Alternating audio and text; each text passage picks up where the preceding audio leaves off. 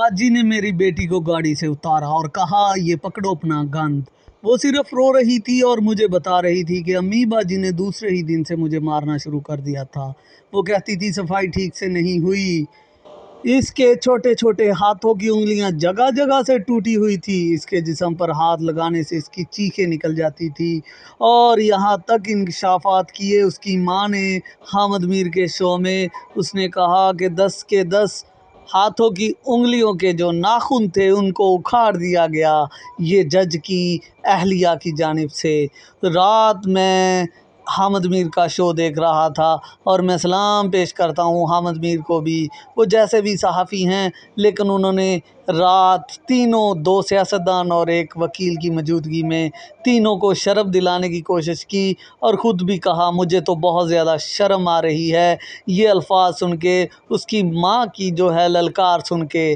और उसकी माँ ने ये भी इंकशाफ किया कि रोज़ाना मेरी बेटी पर तशद्दुद किया जाता रहा और मुझसे बात भी ना करवाई गई मेरी बेटी की, ये कहते हुए कि अगर तुम्हारी बेटी तुमसे बात करती है तो उसके बाद वो उदास हो जाती है।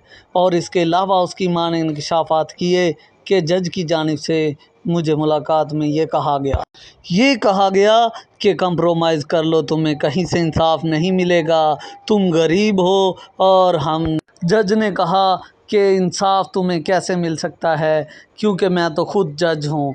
तो इसी तरह और इंकशाफात ये हुए हैं हामिद मीर के शो में कि उसकी माँ ने कहा कि ज़बरदस्ती कंप्रोमाइज़ का कहा जाता रहा है जज की जानिब से, और ये कानून के मुंह पर सरेआम तमाचा है। हम देखते हैं कि हमारे मुसलमान भाई, हमारे दोस्त यहाँ पर बैठकर कश्मीर में ज़ुल्म के ख़िलाफ़ बोलते हैं, फ़लस्तीन में ज़ुल्म के ख़िलाफ़ बोलते हैं, बर्मा में ज़ुल्म के ख़िलाफ़ बोलते हैं। वहाँ पर बच्चियों पर तशद्दुद होता है, वहाँ पर औरतों पर तशद्दुद होता है। तो बताइए मुझे कि क्या ऐसी कोई मिसाल उन मुल्कों में मिलती है कि इतना वो ज़ुल्म किया गया हो किसी की जानिब से एक छोटी 14 साला बच्ची के ऊपर। ये सब सुनने के बाद क्या हमारे रोंगटे खड़े नहीं होते? क्या हमें इस ज़ुल्म के ख़िलाफ़ खड़े होने की हिम्मत नहीं मिलती?